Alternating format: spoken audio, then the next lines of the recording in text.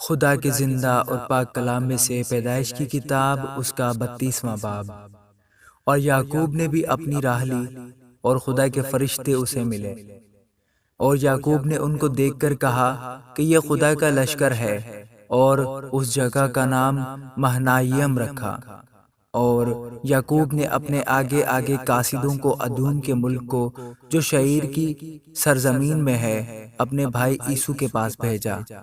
اور ان کو حکم دیا کہ تم میرے خداوند عیسو سے یہ کہنا کہ آپ کا بندہ یعقوب کہتا ہے کہ میں لابن کے ہاں مقیم تھا اور اب تک وہیں رہا، اور میرے پاس گائے بیل اور گدھے اور بھیڑ بکریاں اور نوکر چاکر اور لونڈیاں ہیں، اور میں اپنے خداوند کے پاس اس لیے خبر بھیجتا ہوں کہ مجھ پر آپ کے کرم کی نظر ہو۔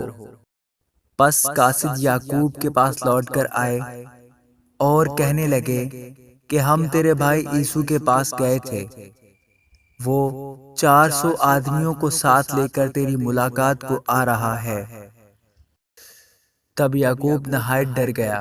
اور پریشان ہوا، اور اس نے اپنے ساتھ کے لوگوں اور بھیڑ بکریوں اور گائے بیلوں اور اونٹوں کے 2 غول کیے، اور سوچا کہ اگر عیسو ایک غول پر آ پڑے اور اسے مارے تو دوسرا غول بچ کر بھاگ جائے گا۔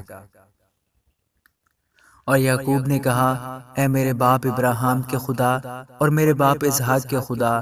اے خداوند جس نے مجھے یہ فرمایا کہ تو اپنے ملک کو اپنے رشتہ داروں کے پاس لوٹ جا اور میں تیرے ساتھ بھلائی کروں گا، میں تیری سب رحمتوں اور وفاداری کے مقابلہ میں جو تو نے اپنے بندہ کے ساتھ برتی ہے بالکل ہیچ ہوں، کیونکہ میں صرف اپنی لاٹھی لے کر اس یردن کے پار گیا تھا، اور اب ایسا ہوں کہ میرے 2 غول ہیں۔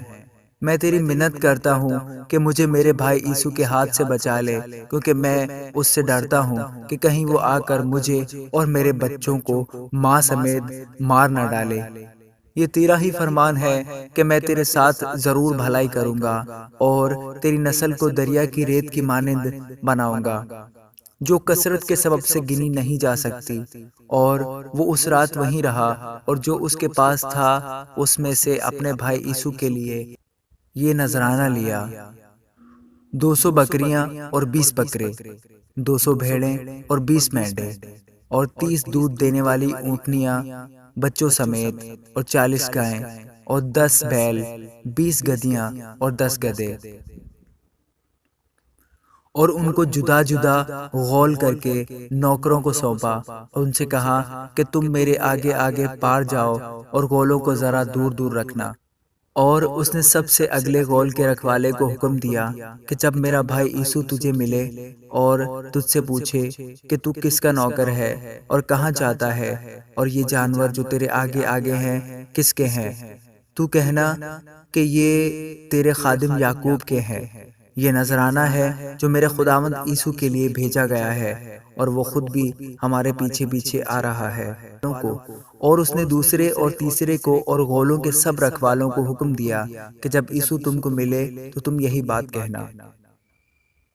اور یہ بھی کہنا تیرا خادم یعقوب خود بھی ہمارے پیچھے پیچھے آ رہا ہے۔ اس نے یہ سوچا کہ میں اس نذرانہ سے جو مجھ سے پہلے وہاں جائے گا اسے راضی کر لوں، تب اس کا منہ دیکھوں گا، شاید یوں وہ مجھ کو قبول کرے۔ چنانچہ وہ نذرانہ اس کے آگے آگے پار گیا، پر وہ خود اس رات اپنے ڈیرے میں رہا۔ فنیل میں یعقوب کشتی لڑتا ہے۔ اور وہ اسی رات اٹھا اور اپنی دونوں بیویوں، دونوں لونڈیوں اور 11 بیٹوں کو لے کر ان کو یبوک کے گھاٹ سے پار اتارا، اور ان کو لے کر ندی پار کرایا اور اپنا سب کچھ پار بھیج دیا، اور یعقوب اکیلا رہ گیا، اور وہ پھٹنے کے وقت تک ایک شخص وہاں اس سے کشتی لڑتا رہا۔ جب اس نے دیکھا کہ وہ اس پر غالب نہیں ہوتا تو اس کی ران کو اندر کی طرف سے چھوا، اور یعقوب کی ران کی نس اس کے ساتھ کشتی کرنے میں چڑھ گئی، اور اس نے کہا مجھے جانے دے کیونکہ پو